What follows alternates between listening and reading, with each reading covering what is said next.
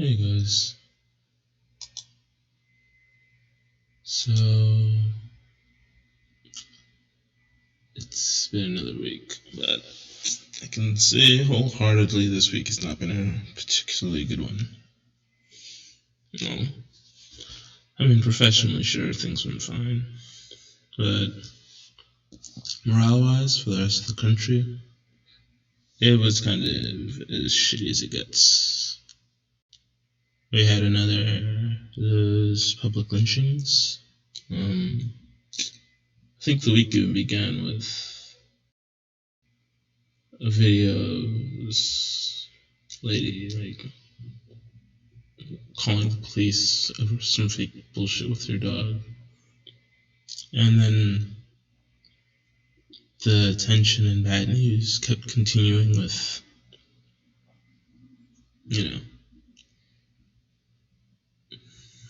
the death in Minneapolis, Minnesota. It's bubbled into a full-on riot, or protest, depending on who you ask. And what made it even worse is that people finally got footage of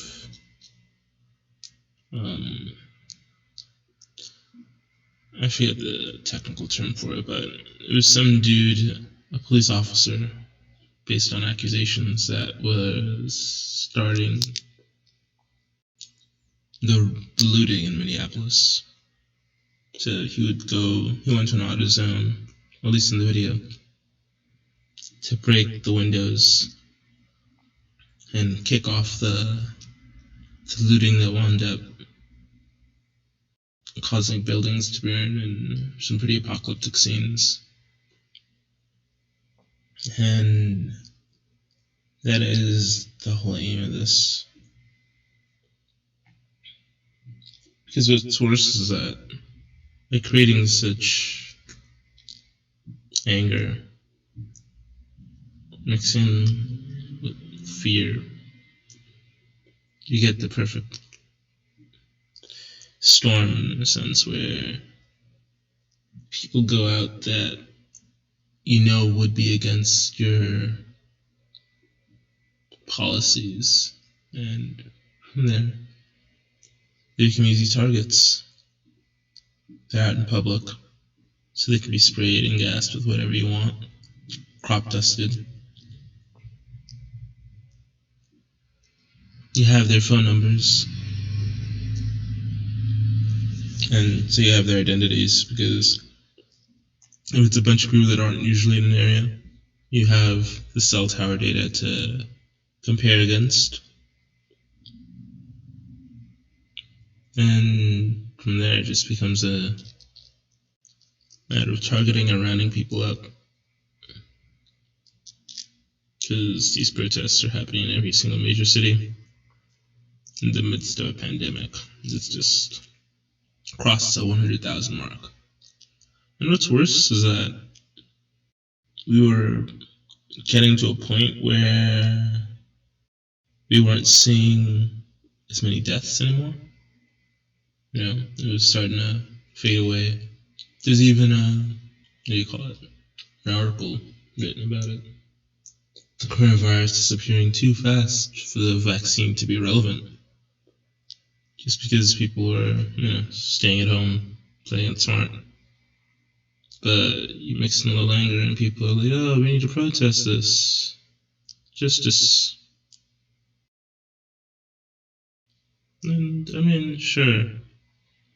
Protesting is a great way to have cameras on you. It's a great way to be heard. But to what end? People have been protesting in this country for what?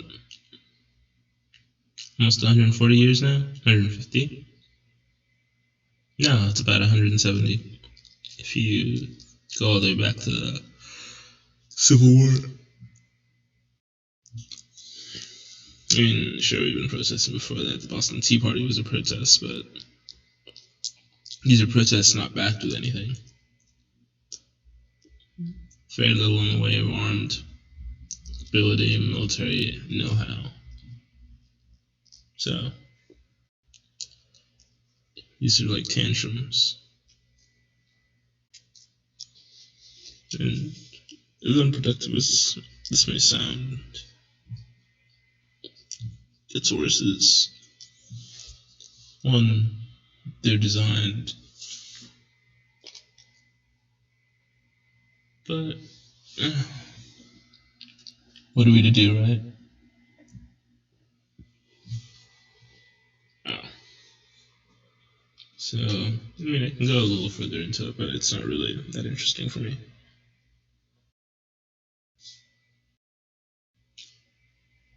But what has been interesting, though, is I've been watching the response to, I guess, the people calling it out for what it is.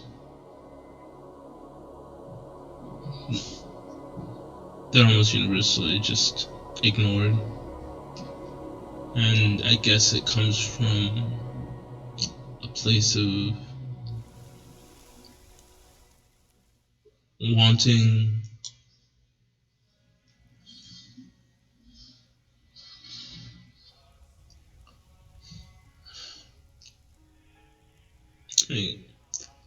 to put it bluntly, I feel like people want things to be better, people want things to get better as soon as possible. So if you confront them with bad news, even if you have evidence for it, it's just not what they want to process. And this is part of why I kind of hate the idea of hope. Because it blinds people to the truth. And without the truth, they don't know how to truly behave, you know? Like, earlier this week, I also started seeing places where they were posting articles about how the numbers aren't as bad as they really are.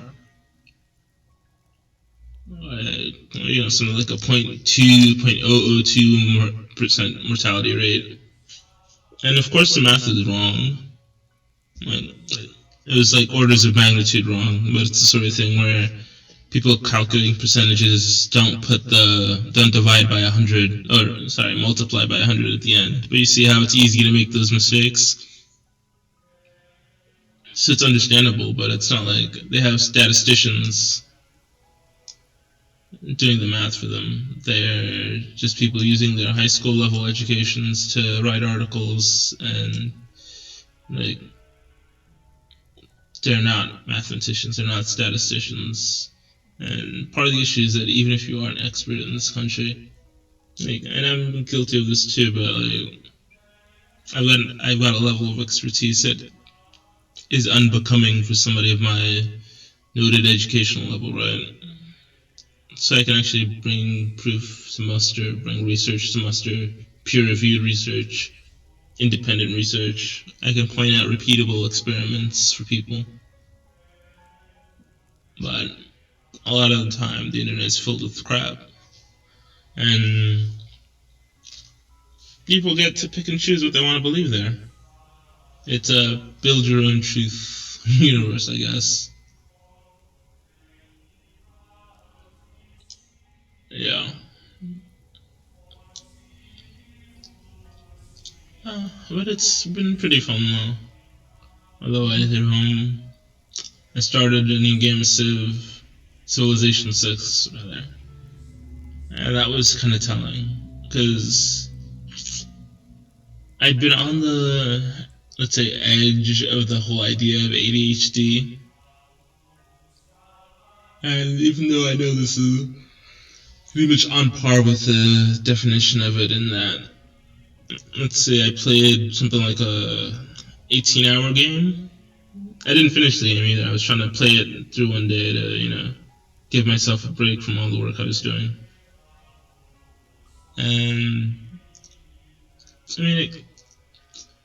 18 hours of deep focus onto a subject, onto the game was, I was kind of annoyed with myself as I was doing it, but it was a great exercise because it proved to me that there's no real reason to work in the staggered way that I do.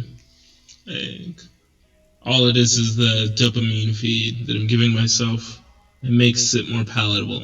And let's say spending 18 hours straight writing software every day in and out.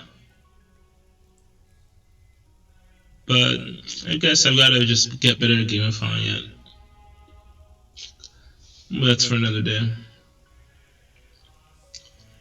I didn't really read any books this week. I was a bit too annoyed. I did, though, discover a brilliant YouTube channel. I think his name was Isaac Arthur. Yes. All about futurism crap. And it's fun because it's playing under the assumption that we are not in the simulation, which has been very fun. But it's kind of optimistic in its way. It's very optimistic, rather. You know, figuring out ways to colonize space and all that stuff. And I guess one of the best things about this week was I was able to finally, I think, figure out a good reason why simulation was built. And it comes down to this battle between liberalism and conservatism. Right? So there are two main trajectories that the human species can follow as our time runs forward and our technology develops. One path involves space travel. Traveling the stars, approaching faster than light technology, all that fun sci-fi Star Trek stuff. The second path is we developed time travel. Now, the funny thing about time travel and space travel is that time travel, if you want to keep a society together, doesn't quite jive with space travel, because with space travel, as you approach the speed of light, your subjective experience of time goes down to near zero. So now if, let's say, somebody were to, on planet Earth, travel back in time, change, your grandparents' meeting while you were on a beam of light, effectively, or in an isolated bubble of space-time, you may survive. Well, the temporal mechanics of it are a fucking shit show. Just to put it out there, right? The mathematics for calculating what would happen to you if you're in a bubble of warped space-time just break down completely. So, a time-based society, a time travel-based society, right, becomes this fun authoritarianism that is the most conservative. It's like the most conservative society can become, because one, yes, the time travel cops would effectively be all about law and order, maintaining the peace, making sure things don't get too crazy, and keeping meticulous documentation of any changes that are made. Right. While the space travel society has issues with the idea of time travel, just because of what can happen if, let's say, humanity spreads to a few trillion planets. Or, yeah, I mean, you can say trillion planets, but let's just keep the population to trillion. Or if you decide not to live on planets, you live on giant, habitable space stations or rocks. So you have effectively trillions of actual places that humans can live. So you can have octillions of people. Like, the numbers start getting boggling at this point. Like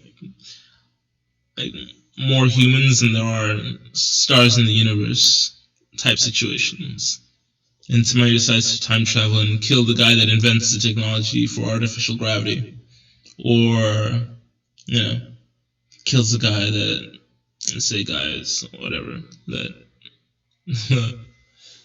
kill the person that's responsible for, let's say, some decision in healthcare.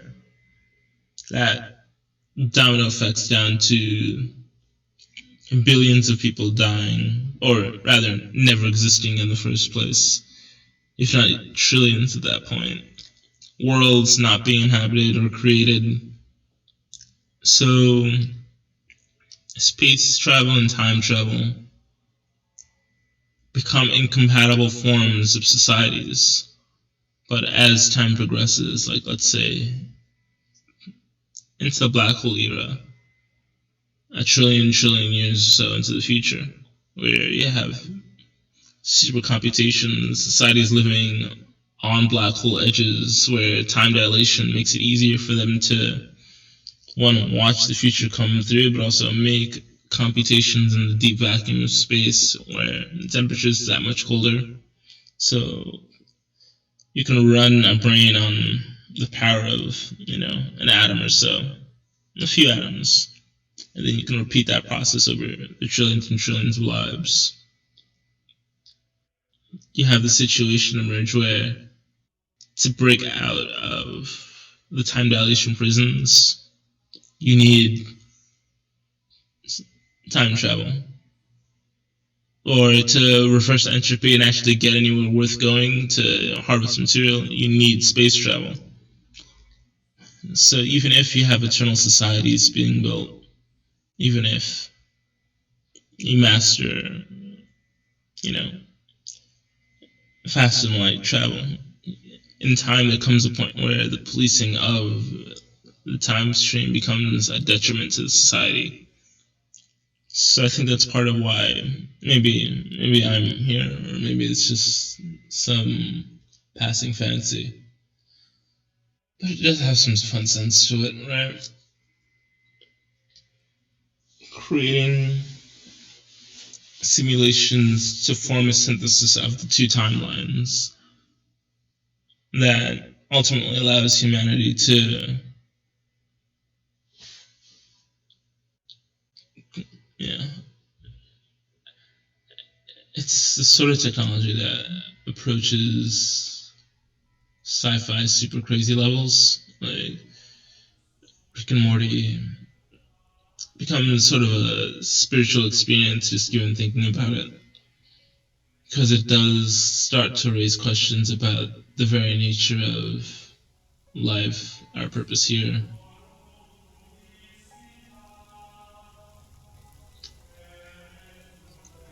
I mean, it's the type of question that I love asking and thinking about,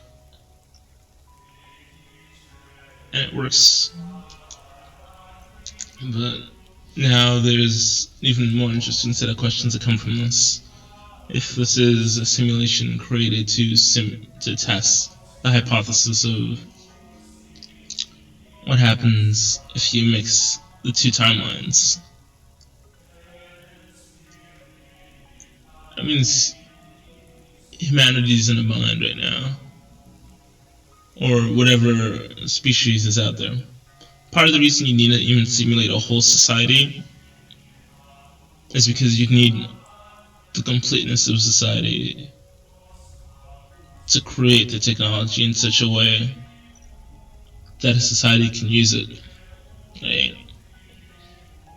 And then to project a pathway for that society to use it effectively to help themselves. And it's been very, very interesting because it seems to hold true with the idea of the Watchers, extraterrestrials, communities watching us, trying to make sure we don't divert from specific paths. I'm like, why those paths, Sort of thing that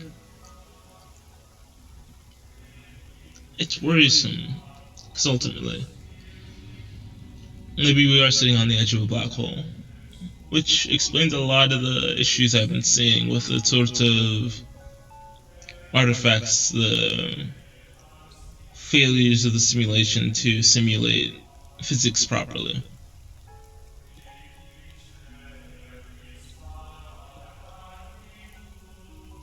And there's not much to say beyond that.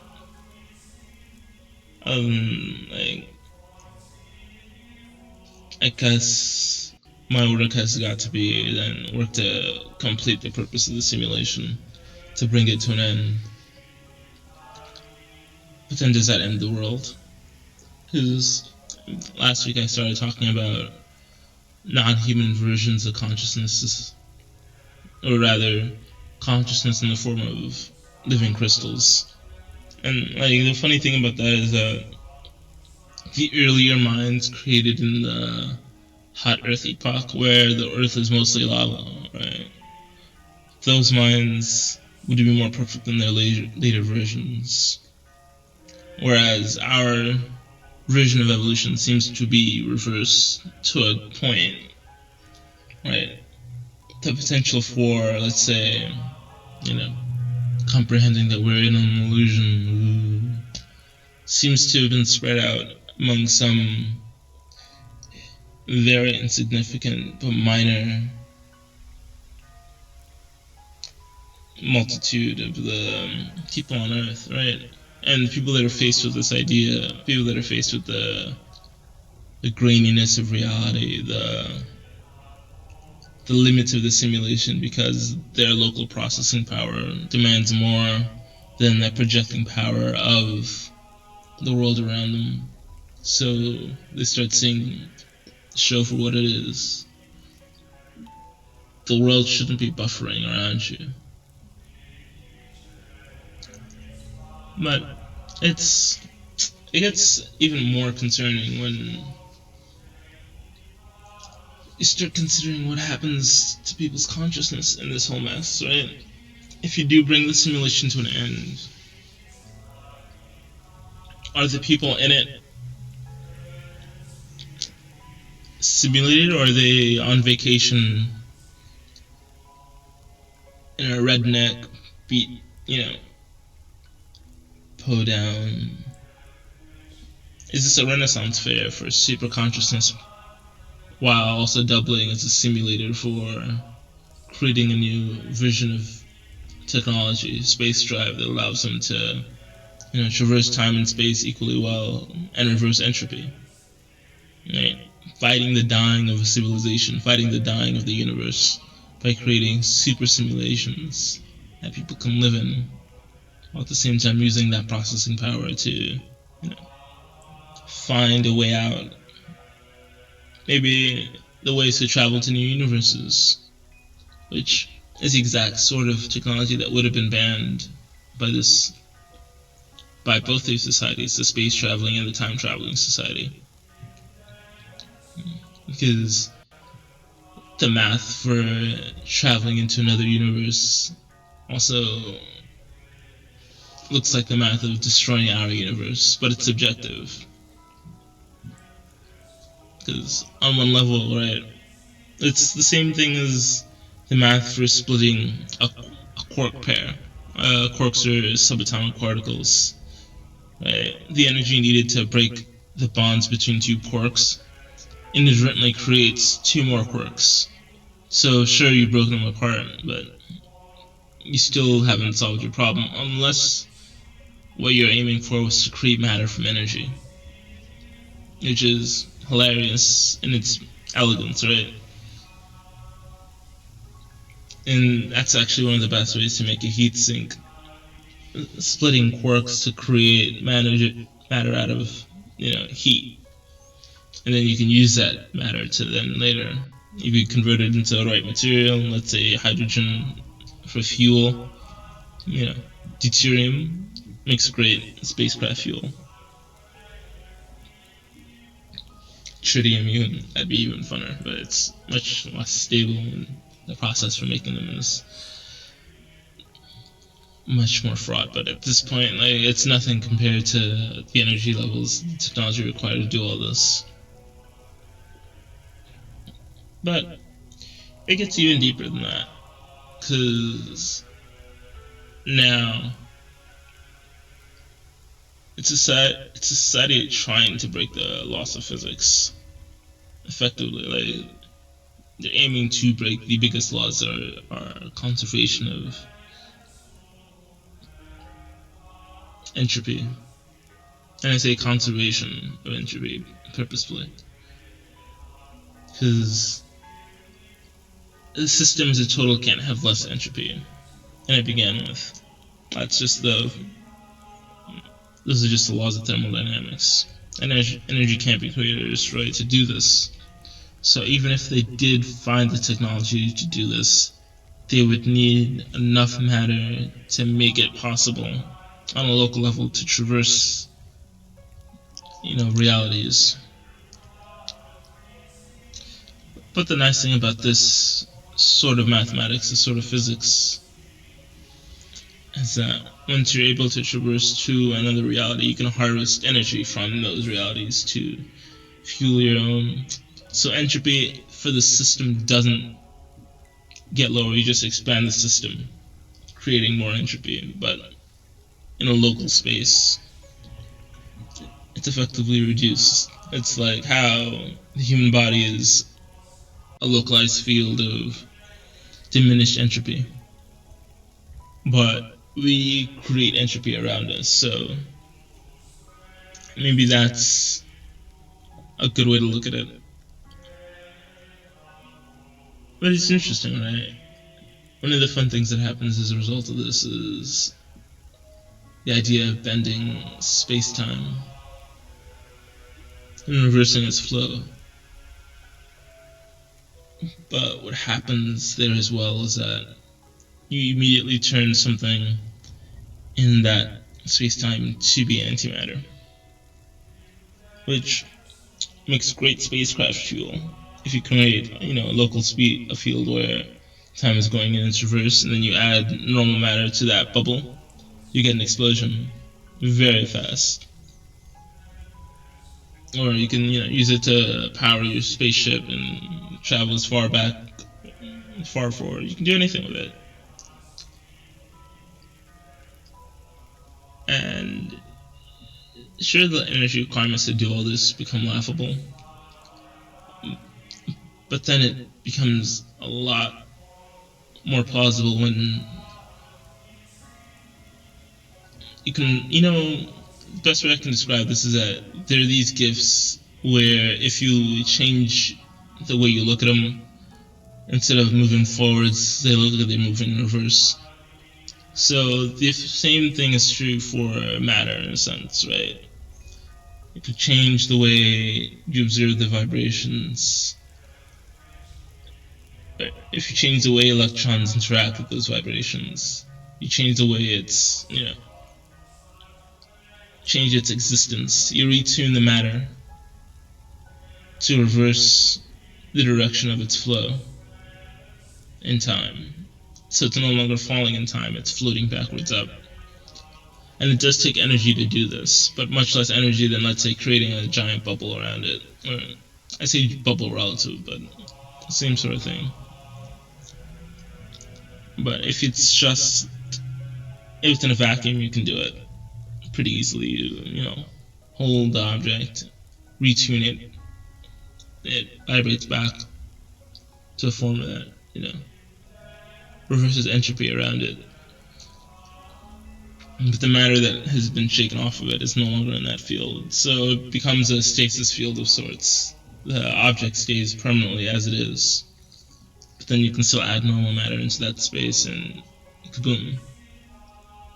So it's interesting, this whole idea of time travel, because it breaks pretty much every aspect of the simulation. And it's the exact sort of research I've been doing. But, shit's expensive. But I feel like it's more and more crucial now, because I started to see more and more.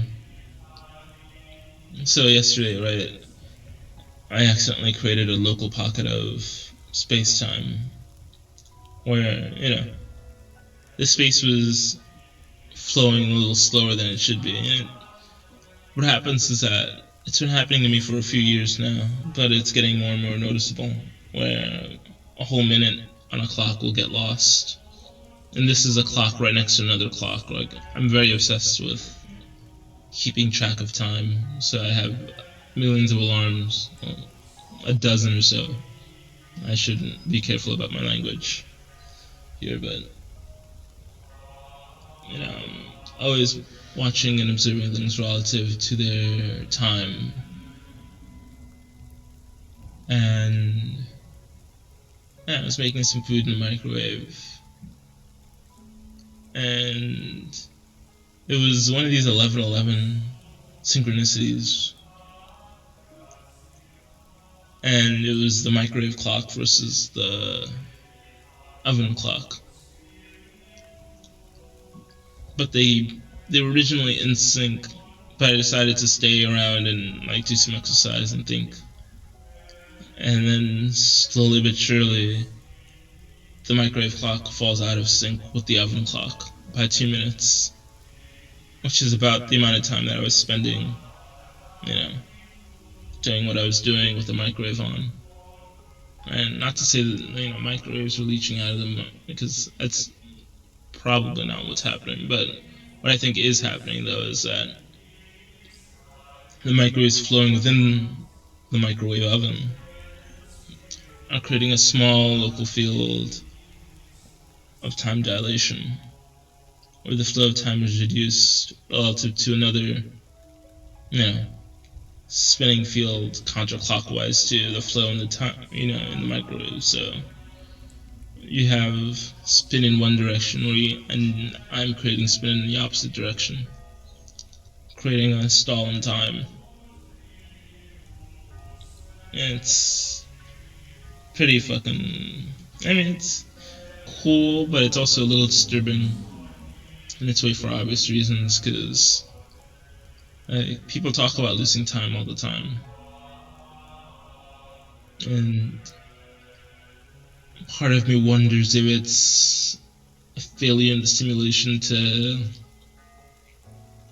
calculate these sorts of things, if it's really space-time warping that easily, if the fabric of space-time is getting weaker because of, the events around us. Because one of the things I've also been following is a series of gravitational anomalies over Brazil and South America at large. And then there are all sorts of flying saucer nonsense. Well, not nonsense, but, aliens at play sort of situations. And the US military sent a few envoys down to get appraised of the situation. Seen videos of what looks like alien beings floating in the Amazon, dead. So, a full-on space war is happening. And funnily enough, there's now a TV show produced by Steve Carell about Space Force. And it's funny in its way, but it takes a lot of the bite out of the significance of what's likely happening around us. Because I'm also a programmer, so as I observe all this stuff happening, I have to think to myself, how would I write the software to do this?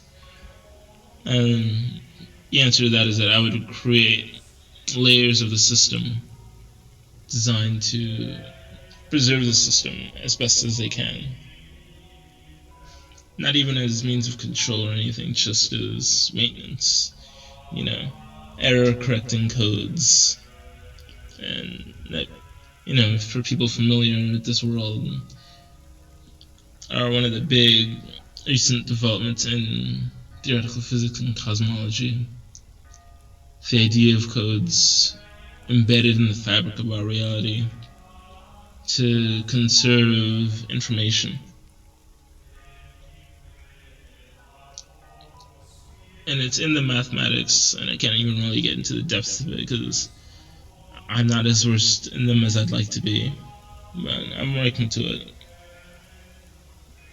But I am versed in software and how that works, so I get kind of a general feel for it. It's the same with my experience with quantum mechanics, right? The specifics of quantum mechanics don't really matter to me as much as, let's say, less the theory, but more the mechanics of quantum mechanics, right? How the interactions between particles take place, and then from there, how to work with that mathematics, because it's a computation like a series of matrices interacting. Whether the matrix is a line, diagonal, sparse, it does make some difference. But then, like, my specialization in matrix math is large, dense matrices, so they're a fucking mess, right? Or space is a sparse matrix. It's very sparse. And it makes sense on a computational scale, because let's say the simulation is supposed to go forward another million or so years, if not another billion or so.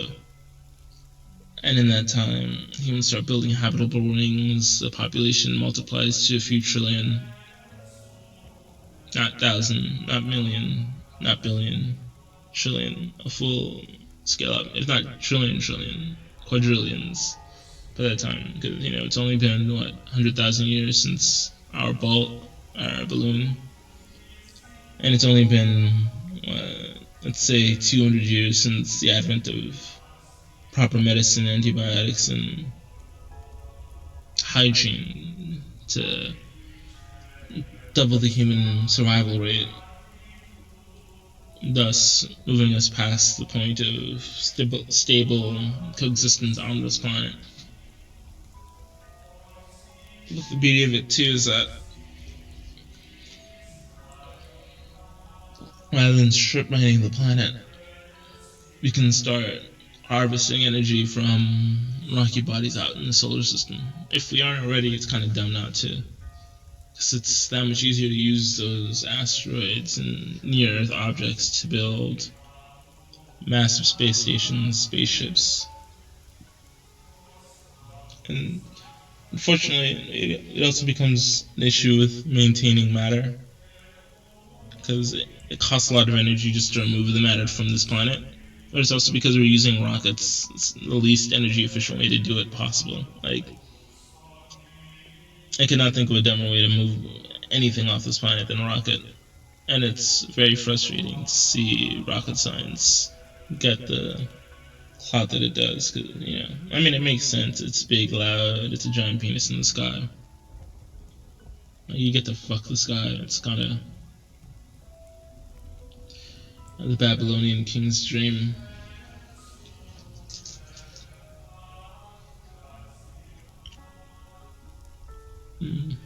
Beyond that, it's like, let's say a $6 billion rocket. There's a line from, what do you call this show? Space Force. $6 billion rocket, $50,000 a year average income. That's the, let's say, like 50 years of productive work. It's the lifetime earnings of thousands of humans to build one of these dumb rockets. While we have way more efficient technology to do it, but the problem with that technology is that it invalidates a lot of the work that we've been doing. And that comes to the whole idea of people working to preserve the timeline of the simulation, right? Because I'm guessing they don't want it to diverge too much from reality, which jives with this whole issue that I've been having of memories from alternate versions.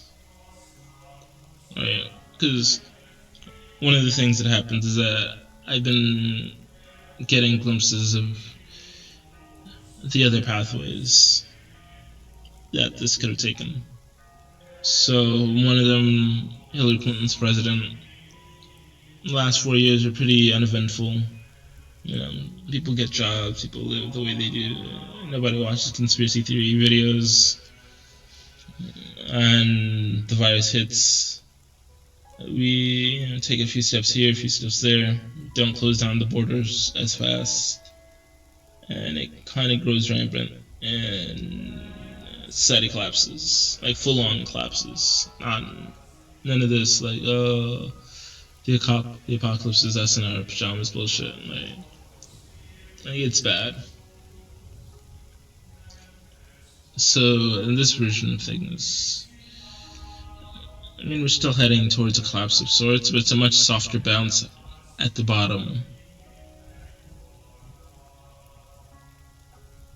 And, our society kind of used to the abuse now with the president we have, the whole Epstein issues, because the whole Epstein thing didn't come into the foreground of the global consciousness at all in these alternate pathways.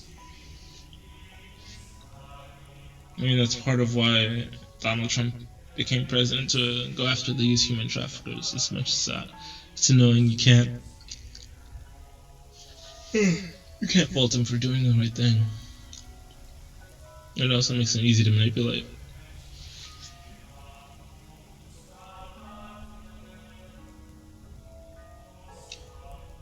But beyond this, right? Trying to maintain human pathways, trying to keep the timeline from diverging too much, while making sure our interests go toward what needs to happen for the ultimate goal of creating this technology that would have to be a synthesis of AI to keep the system monitored and, to forecast and plan ways through the messy chaos of space-time meddling, high gamma level radiation, right? So that you can interact with subatomic particles directly with wavelengths, smaller than the width of a quark. Which I don't bother memorizing these things because, it's too small to even matter for daily life. And then you have the fun synthesis of faster than light travel, faster than light space travel, combined with the ability to move backwards and forwards in time.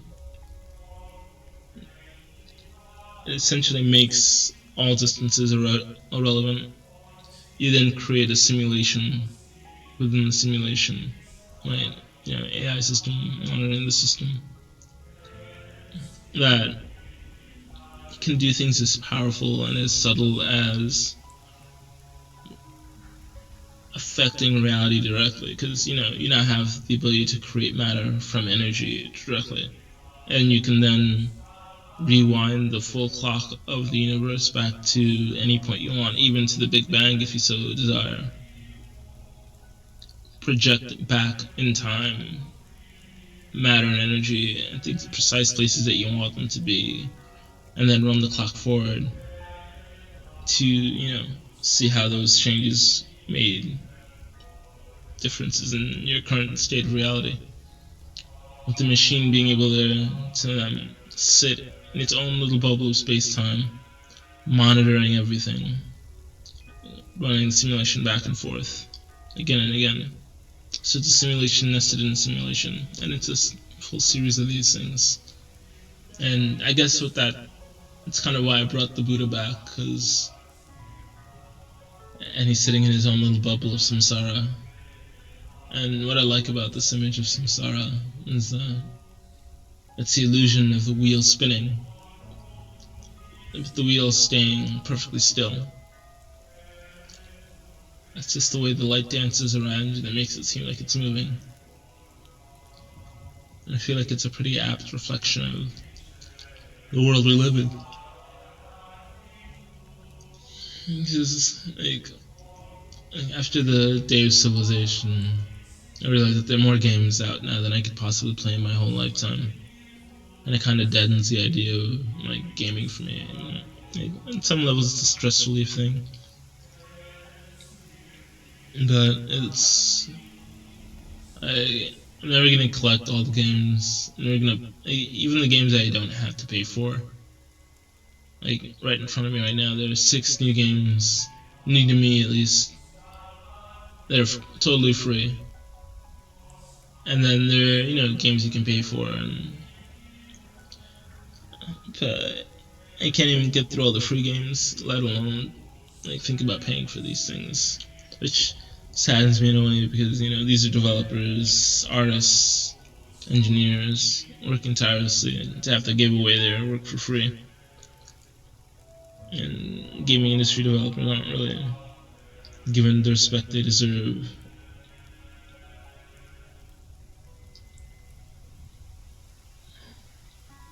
But then, if this world is two-layer entertainment simulation, it starts to make sense why things are certain ways. Because if the simulations stop being fun and they have to actually keep a certain percentage of the population content to grant them processing power to do sort of the math that's happening in some of these places, right?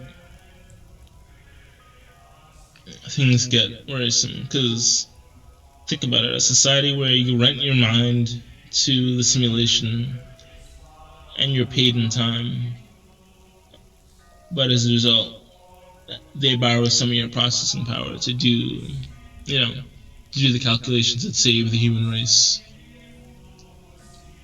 So if you take, a spot in the simulation where you're not actually, let's say, productive directly, your personality construct isn't productive to the greater mission. You produce works, you do things, but you're more or less an automata of sorts with limited free will. And I guess part of what I'm doing is, forcing some of those neural pathways open. I mean, there are a lot of us doing this too, so we're stretching and straining the system far more than they'd like it to be. And there's always been a point of contention. Because I guess one of the interesting things has been this reality of Jupiter Ascending. It's a sci-fi series, no, movie, by the way, Wachowski brothers, where humanity is a farm where we create time for other humans outside of our world, and it's one of several worlds like this. And then diving further into the Wachowski logic, there's humans as batteries. It makes more sense that we're quantum computers, right? So, and then if humans are quantum computers, species is dumbed down so that the larger group can effectively, use and siphon off bits and pieces of our processing power to do greater and greater calculations. And the greatest calculation possible is ending entropy. I think Isaac Asimov, the crown prince of sci-fi, may his soul rest in eternal utopian bliss, had this short story, The Last Question, where early on in the creation of AI, the question is asked, what comes at the end, how did it all come to be, that sort of thing. And in asking that question, the answer is the creation of a new universe. Once the basic energy levels of the universe falls to zero, and simulations get so easy that it's cheaper to offload the simulation onto the outside reality than to keep them contained in any small subspace.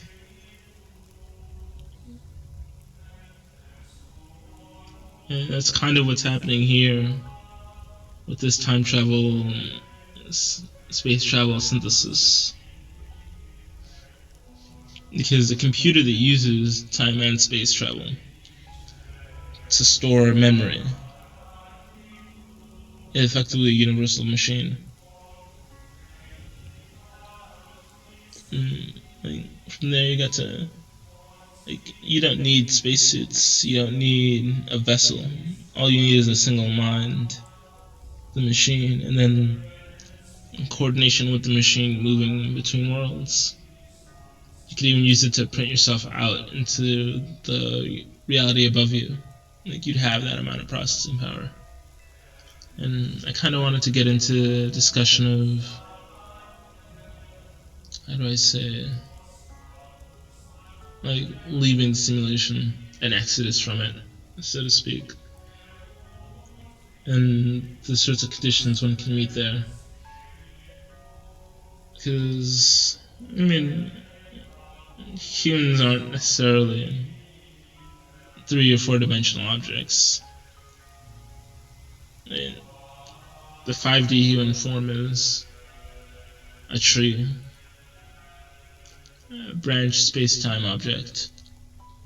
And then once you see yourself as that, you have to simply decide where you want to be. And it's very interesting, right? Because the trees in our reality, as we see them, very much maintain much of their form in a 5D world, but instead they become more like cones. It's irrelevant, but I guess part of why I decided to go with flowers is because it's a bit of a joke for me. Like, I always found it funny that we present the genitals of dead plants as tokens of love and affection.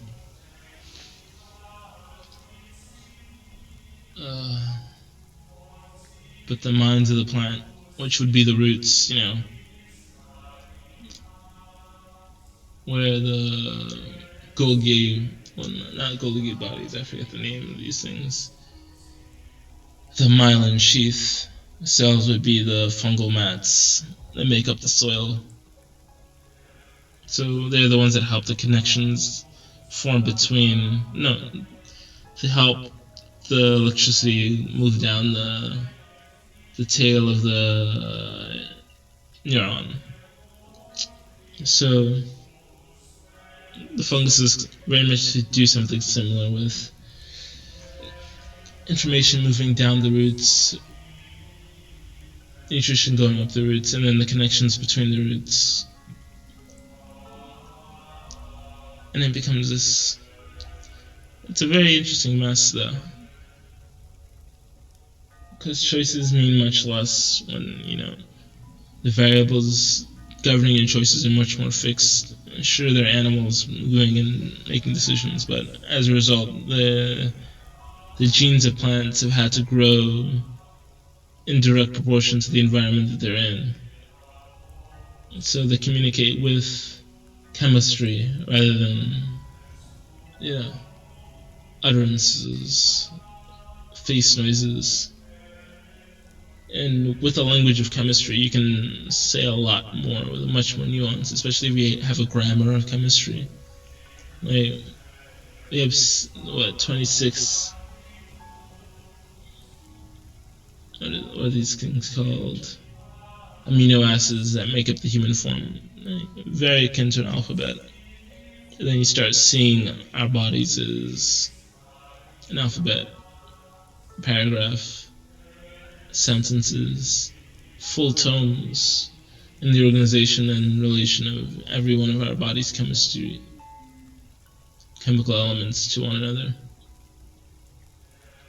So we're walking, interacting epics, like all life is. But then the very base code, the lexicon, so to speak, that starts it all off, starts in our genes. So, I mean, sure, if your spelling for certain things is wrong from the beginning, the whole book will come out wonky. But there's whole layers and layers. I mean, it's called the epigenome now, but it's much more significant than just a simple layer of, what are these things called? Cysteine, histine, that the DNA wraps around. It comes on to the whole layers of the things that cause the inflammation in the first place, that unwinds the genes that then need to be rewound back So part of what happens with all this is that like the technologies that we need for space travel and time travel also require us to change our bodies, but the way we change our bodies are very much the same, right? You have to slow down or stop the aging process. You've got to, get a firm enough understanding of what the body should be like in a healthy form, so that when you go into space and you're starting to print bodies for somebody and transferring consciousness between machine and flesh, it can happen smoothly enough not to break continuity. So it's a whole mess, but a good sort of mess. It's an entropic complex mess, rather than, I guess it'd be called a simple mess, without complexity, just chaos. And that's the difference between intelligence and true chaos. Like, there's no pattern to true chaos, it's just discord. But as a result, there's a limit to the complexity and to the chaos that's possible. You can create a more chaotic system with localized areas of order. So, like I said, like, as you start breaking the boundaries between realities, you're able to spread the chaos further. You're able to increase the entropy of the total multiversal system rather than just your isolated universe, because you've now figured out a way out of your system. And it goes directly in the face of a lot of these secret society folks, like KO ab ordo, or ordo ab KO. But that reversal is very key and kind of telling in its way. Chaos from order, order from chaos. Ideally, you'd love to be able to take the waste heat from entropy and reconvert it back into new realities. But the beauty of being able to continuously create new realities is that you never run the clock out. You can always hop to a new world, and by continually generating entropy into an infinite battery, you have a civilization that lives on forever. So how do we know that we're not already in that state now and we're just, running down the clock? Well, it's the flaws in the simulation that tell me so. There's too many flaws in the simulation for it to be the end. We're still progressing towards something. I mean, it's hopeful because it still says humanity's evolving in a way. And as, we get further and further into this, the need for computerized simulations diminishes, and it starts being more useful. The blend between reality and simulation gets completely erased with the machine that edits reality in real time.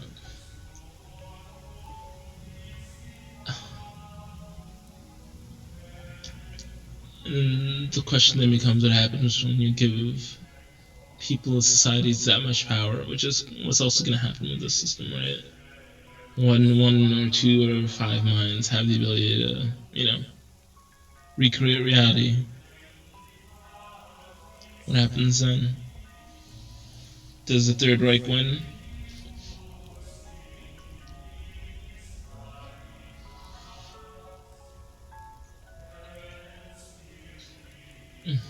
And it's kind of as concerning as it gets, really. Maybe that's why we have the conservationists. But even they have to let the simulation play out the way it wants to. Alright. I guess that's it for this week. I'll talk to you guys later. Peace.